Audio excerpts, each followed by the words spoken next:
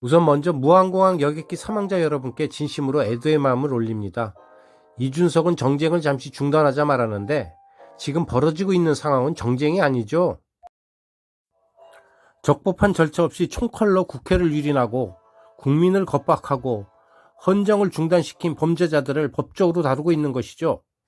사고는 사고고 내란죄는 중범죄라 결코 중단할 수 없죠. 세월호처럼 지금 구조를 하고 있는 것도 아니고 이미 상황 종료되고 장래와 보상 및 위로와 원인 규명만 남아있어요. 재발 방지는 관련 부서와 지자체에서 하면 되고요.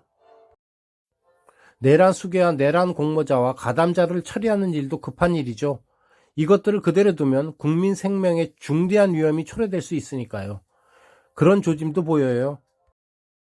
윤석열이 죄다 서울대와 친일구구 뉴라이트들을 장관과 위원장에 앉혀놔서 전문성도 없고 오직 패거리 의식만 보여주고 있죠. 대학 나온 조폭들 같아요.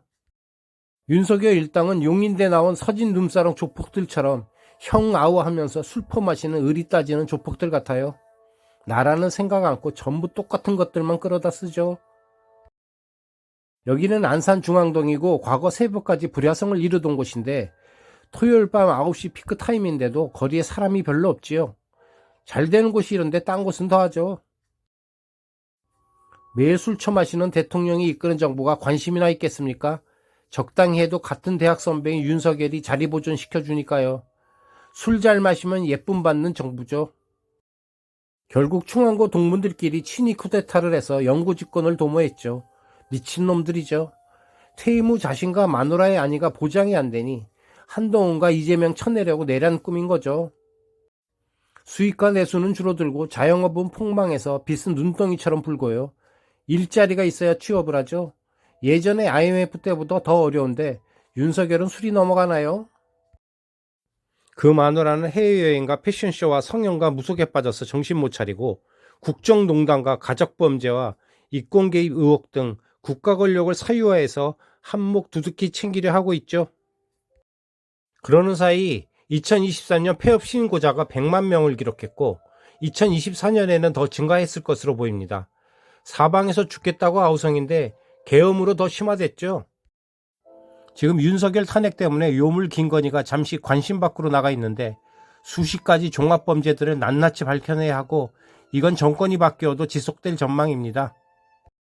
김건희가 그토록 해외를 자주 나가려는 것이 해외 돈 세탁과 비자금을 감추기 위한 것이 아닌가 반드시 조사해야 하며 성형의 필수적인 프로포폴의 불법 사용도 조사해야 해요. 명태균에 의해 밝혀진 국정농단만으로도 최순실보다 더 큰 죄가 되는데 아직도 제멋대로 살게 두는 건 검찰의 비호 때문이며 최순실과 똑같이 돼야 합니다. 김건희 애미 최은순과 김건희 오빠와 윤석열 누나의 밝혀지지 않은 범죄들도 조사해야 하며 부정으로 취득한 돈들은 국고로 환수되고 이들도 구속해야 하죠. 김건희 가족범죄단이 분별력 없는 윤석열을 홀려서 국가 권력을 사유하고 막대한 이득을 취한 정황들이 속속 드러나는 만큼 앞으로 엄청난 파장과 소용돌이가 있을 겁니다. 무당들에게 답을 듣지 않아도 술주정뱅이 윤석열은 정신적 육체적으로 뒤탈이 나서 병원 신세가 될 것은 분명하며 윤석열과 김건희도 부부관계를 유지하지 못할 게 뻔하죠.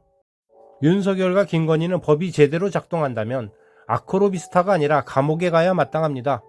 해외로 도망을 가더라도 워낙 알려진 인물이라 피할 곳이 없죠. 지금 돈 준다고 범죄자 받아주는 아프리카 국가는 없어요.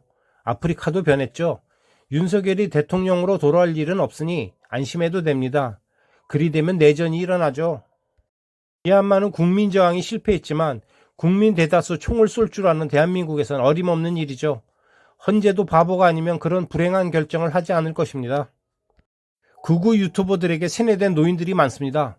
수익이 있는 곳에 범죄 있듯 극우 유튜버들의 선동 또한 극에 달할 것이고 수익 창출 취소와 계정 취소를 해야죠. 진보 유튜버들 상당수가 수익 창출과 계정 취소를 겪어왔습니다. 저도 수익 창출 취소를 2번이나 겪었습니다.